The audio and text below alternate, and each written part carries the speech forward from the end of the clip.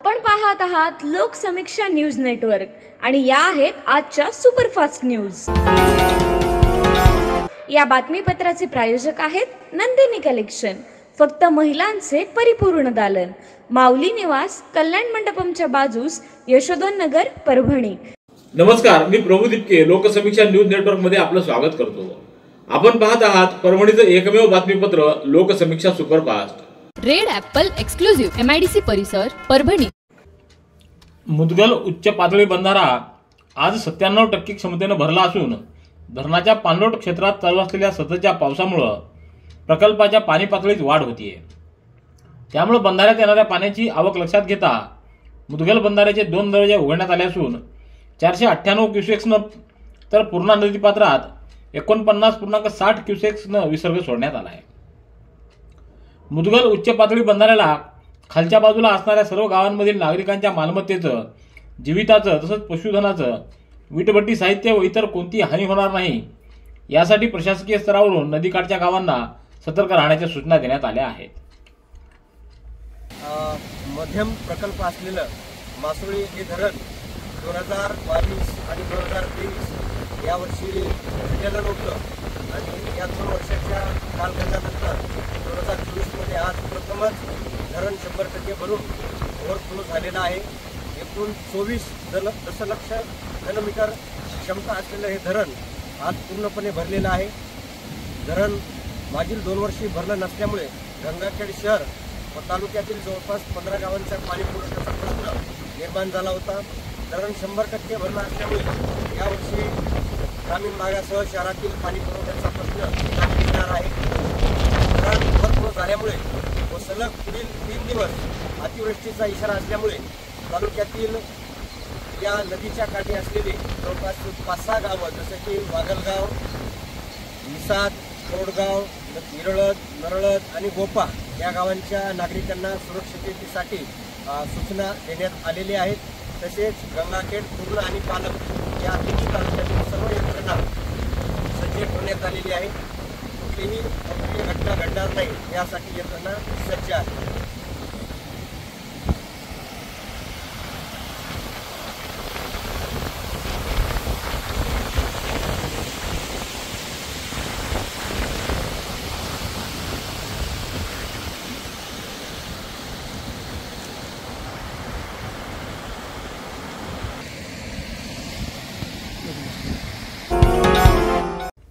परभणी शहर व जिल्हाभरात आज सकाळपासूनच मुसळधार पावसाला सुरुवात झाली आहे।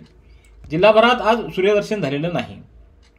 गेल्या काही दिवसांपासून पावसानं उघडीप दिली होती, मात्र कालपासून पावसाला सुरुवात झाली आहे। आज सकाळपासून जिल्हाभरात जोरदार पावसाला सुरुवात झाली। संपूर्ण जिल्हाभरात हा पाऊस झाला आहे। या पावसामुळे परभणी शहरातल्या सखल भागामध्ये पाणीच पाणी झाल्याचं दिसून आलं। तर जिल्हाभरातील नदी नाल्यांना यामुळे पूर आलेत। झिरो फाटा ते पूर्णा हा रस्ता काही काळ बंद झाला होता। या पावसामुळे जिल्ह्यातल्या अनेक मंडळांमध्ये अतिवृष्टी झाल्यानं पिकं पाण्याखाली गेली आहेत।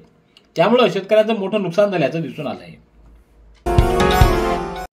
गंगाखेड तालुक्यातल्या मासोळी या मध्यम सिंचन प्रकल्पामध्ये आज सकाळी 8 वाजेपर्यंत मोठ्या प्रमाणावर पाण्याची आवक झाल्यानं पाणी साठ्यामध्ये 815.30 मीटर एवढी वाढ झाली आहे। सद्यस्थितीत या प्रकल्पामध्ये 21,606 दशलक्ष घनमीटर म्हणजेच 80% पाणीसाठा उपलब्ध झाला आहे।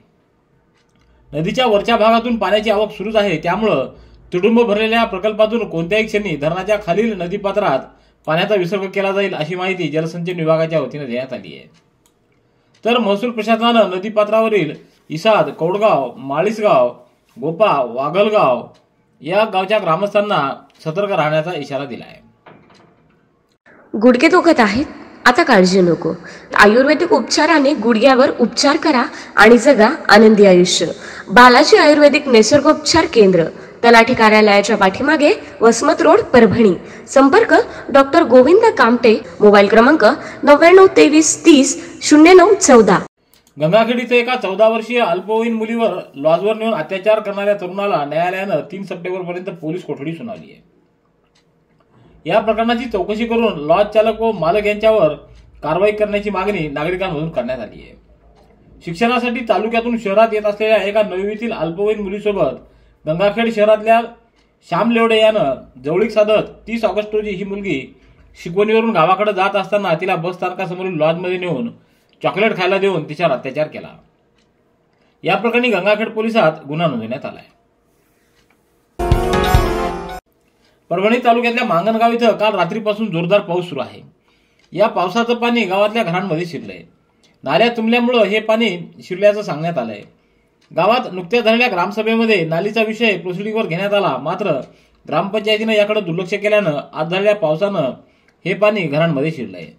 यामुळे संसारोपयोगी साहित्य खराब झाल्याचं गावकऱ्यांनी सांगितलं। आज सकाळपासून जिल्हाभरात सुरू झालेल्या संततधार पावसानं सगळीकडे पाणीच पाणी झाल्याचं दिसून येतं। अनेक शेतकऱ्यांच्या शेतामध्ये पाणी साचलंय, तर अनेकांची पिकं पाण्याखाली गेली आहेत। पिंगळी कोथाळा शिवारातील शेतकरी साहेबराव कराळे, गणेश कराळे, केशव कराळे, शिवाजी कराळे यांच्या पिकांचं अतोनात नुकसान झालंय। जिंतूर तालुक्याच्या येलदरी कॅम्प इथं मुसळधार पाऊस झालाय। या पावसामुळे बाजारपेठेत पाणीच पाणी झाल्याचं दिसून आलं। येलदरीच्या बाजारपेठ आणि निवासी भागामध्ये मोठ्या प्रमाणात पाणी वाहत असल्याचं दिसून आलं, तर अनेक दुकानांमध्ये आणि घरांमध्येही पाणी शिरल्याची माहिती मिळाली आहे। तर येलदरी व हिवरखेडा सावळी इटोली मार्गे जाणाऱ्या पुलावरून पाणी वाहत असल्यानं या मार्गावरील वाहतूक बंद झाली आहे। परभणी शहरातील महावितरण शाखा क्रमांक 4 मधील मदिनानगर मधील सरहद ग्रांधी रोहित्र क्रमांक 3चा विद्युत तारा तुटल्यानं वीज पुरवठा सकाळपासून खंडित झाला होता।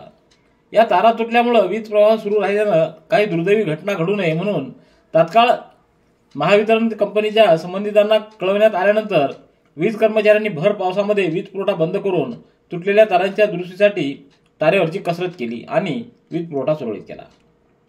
याबद्दल वीज कर्मचाऱ्यांचे नागरिकांनी आभार व्यक्त केले आहेत।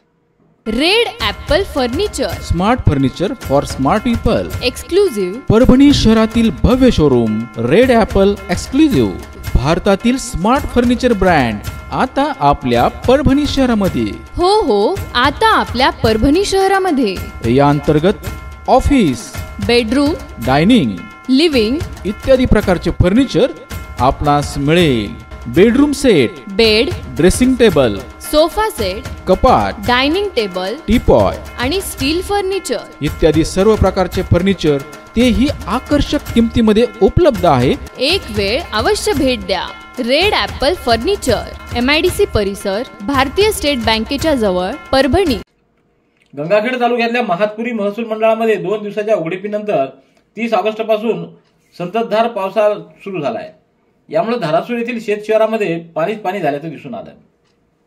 शेतकऱ्यांच्या शेतातील कापूस, सोयाबीन, तूर व जनावरांसाठी घास, ज्वारी, पिवळा इत्यादी पिकं पिवळी पडून नासून जात असल्याचं दिसून येतं। कापूस, सोयाबीन, तूर व इतर पिकं पाण्याने पिवळी पडून करपून गेली असल्यानं शासनानं ओला दुष्काळ जाहीर करून शेतकऱ्यांना मदत द्यावी अशी मागणी शेतकऱ्यांनी केली आहे। अखिल भारतीय ब्राह्मण महासंघ परभणी शाखा यांच्या माध्यमातून शहरातल्या वसमत रस्त्यावरील जागृती मंगल कार्यालयात खुल्या प्रवर्गातील आर्थिक दुर्बल घटकांना मार्गदर्शन करण्यासाठी महाराष्ट्र संशोधन उन्नती व प्रशिक्षण प्रबोधिनी अमृत या स्वायत्त संस्थेच्या बैठकीचं आयोजन 1 सप्टेंबर रोजी करण्यात आलं। त्याप्रसंगी अमृत संस्थेचे विशेष कार्यकारी अधिकारी उदय लोकपल्ली यांनी अमृत संस्थेमार्फत चालवण्यात येणाऱ्या विविध योजनांविषयी माहिती दिली। यावेळी विलास कौसुडीकर, शंकर आजेगावकर, शंतनू सुभेदार, दीपक जोशी, अनिरुद्ध काटे, आनंद जोगदंड आदींची उपस्थिती होती। सतत 8 वर्षे कर्करोगाची लढा देत उच्च शिक्षण पूर्ण करून फार्मा संस्थेत प्राध्यापक होण्याचं ठरवलेल्या सौरभ साधना सुनील जाधव केरवाडीकर यांनी लिहिलेल्या दैनंदिनीच्या नोंदीचा मृत्यू जागलेला माणूस या ग्रंथाचं प्रकाशन आज सकाळी 11 वाजता शिवाजी महाराजांच्या सांस्कृतिक सभागृहात अनेक मान्यवरांच्या उपस्थितीत संपन्न झालं। सौरभ जाधव या तरुणानं कर्करोग झाल्यानंतरही बी फार्मसी, MS आणि नंतर श्री शिवाजी फार्मा संस्थेत प्राध्यापक म्हणून कार्य केलं। वयाच्या 25व्या वर्षी तो 7 नोव्हेंबर रोजी कर्करोगानं निधन पावला। कर्करोग झाला असतानाही त्याच्या भावना त्यानं दैनंदिन नोंदीच्या माध्यमातून लिहून ठेवल्या आहेत। आता त्याच्या मृत्यूपश्चात त्याच नोंदींवर ग्रंथाचं प्रकाशन आज संपन्न झालं। यावेळी कवी इंद्रजित भालेराव, साहित्यिक डॉक्टर आसाराम लोमटे, प्राध्यापिका Chitratai Lungare, doctor Kedar Khating, doctor Rameshwar Naik, doctor Dilip Shringar Putale, कांतराव Deshmukh, Atmaram Tengse, माणिक केरवाडीकर, चंद्रप्रभा धोंडगे आदींची उपस्थिती होती। राष्ट्रकुल संसदीय मंडळाच्या महाराष्ट्र शाखेच्या वतीनं सन 2022-23 साठी महाराष्ट्र विधान परिषद उत्कृष्ट भाषण पुरस्कारासाठी माजी आमदार बाबाजानी दुराणी यांची निवड झाली आहे। विधान मंडळाचे पीठासीन अधिकाऱ्यांनी दिलेल्या निर्देशानुसार हा पुरस्कार जाहीर झाला आहे। या पुरस्काराचं वितरण 3 सप्टेंबर रोजी विधान भवनातल्या मध्यवर्ती सभागृहात राष्ट्रपतींच्या हस्ते करण्यात येणार आहे। दरम्यान माजी आमदार बाबाजानी दुर्राणी यांना हा पुरस्कार जाहीर झाल्याबद्दल त्यांचं सर्वत्र अभिनंदन करण्यात आलंय। ज्ञानसाधना प्रतिष्ठान अंतर्गत रायरेश्वर माध्यमिक व उच्च माध्यमिक विद्यालय इथं ज्ञानसाधना प्रतिष्ठान परभणी व विद्यार्थी विज्ञान मंथन यांच्या संयुक्त विद्यमानं विद्यार्थ्यांसाठी कार्यशाळेचं आयोजन करण्यात आलं।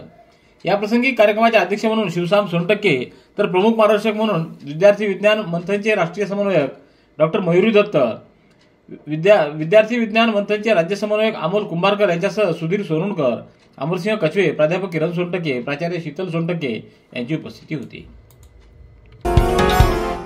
पूर्णा पाटबंधारे प्रकल्पाच्या सिद्धेश्वर या जलाशयातून रविवारी सायंकाळी 6 वाजल्यापासून पूर्णा नदी पात्रात पाण्याचा विसर्ग सुरू करण्यात आला आहे।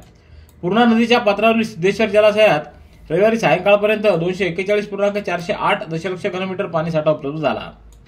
वरच्या भागातून 5.335 क्युसेक वेगानं पाण्याचा येवा सुरू होता। प्रकल्पाच्या अधिकाऱ्यांनी या जलाशयातील 88.42% उपलब्ध पाणीसाठा ओळखून रविवारी सायंकाळी 6 वाजता या जलाशयाचा 6 क्रमांकाचा दरवाजा 0.3 मीटरनं वर उचलला आहे। या दरवाजातून 4935 क्युसेक्स पाण्याचा विसर्ग पुन्हा नदीच्या पात्रात करण्यात येऊ लागला आहे। परभणी जिल्ह्यात शनिवार रात्रीपासून मुसळधार पावसानं सर्वत्र पाणी झाले। दैठणा परिसरात ढगफुटीसारखा पाऊस पडलाय। यामुळे दैठणा ते माळसोन्ना रस्त्यावर पाणी आल्यामुळे वाहतुकीसाठी हा मार्ग बंद झालाय। पावसाचा हा आगळा वेगळा अवतार पाहायला मिळाला असून दैठणा ते माळसोन्ना हे अंतर 7 किलोमीटर आहे। हा रस्ता अनेक गावांना जोडणारा असून पाणी रस्त्यावर आल्यानं येथील वाहतूक ठप्प झाली आहे। परभणीतल्या जिंतूर रस्त्यावरील ITI कॉर्नरजवळ असलेल्या भारतीय स्टेट बँकेच्या ATM मशीन दोरीनं बांधून चोरून नेण्याचा प्रयत्न रात्र गस्तीवर असलेल्या नारळपेठ पोलिसांच्या सतर्कतेनं फसला आहे। ही घटना 1 सप्टेंबर रोजी पहाटेच्या सुमारास घडली आहे। या प्रकरणी नारळपेठ पोलीस ठाण्यात गुन्हा नोंदवण्याची प्रक्रिया सुरू असल्याची माहिती मिळाली आहे। तुला मुलगा होत नाही तसं ट्रॅक्टरचे पैसे देण्यासाठी बाहेरून 1 लाख रुपये घेऊन ये म्हणून विवाहितेला शारीरिक व मानसिक त्रास दिल्यानं या त्रासाला कंटाळून सदर विवाहितेनं खदानीतील पाण्यात उडी घेत आत्महत्या केली आहे। ही घटना पूर्णा तालुक्यातल्या खडाळा इथं घडली। या प्रकरणी ताडकळस पोलीस ठाण्यात गुन्हा दाखल करण्यात आला आहे। रेड ॲपल एक्सक्लुझिव्ह MIDC परिसर परभणी। याबरोबरचे बातमीपत्र संपलं। पुन्हा भेटूया उद्याच्या सुपरफास्ट बातमीपत्रात। पाहत रहा लोकसमीक्षा। तुम्हाला हे बातमीपत्र कसं वाटलं याबद्दल आपली प्रतिक्रिया नोंदवा। दररोजचे अपडेट्स मिळवण्यासाठी लोकसमीक्षा चॅनलला सबस्क्राईब करा। धन्यवाद।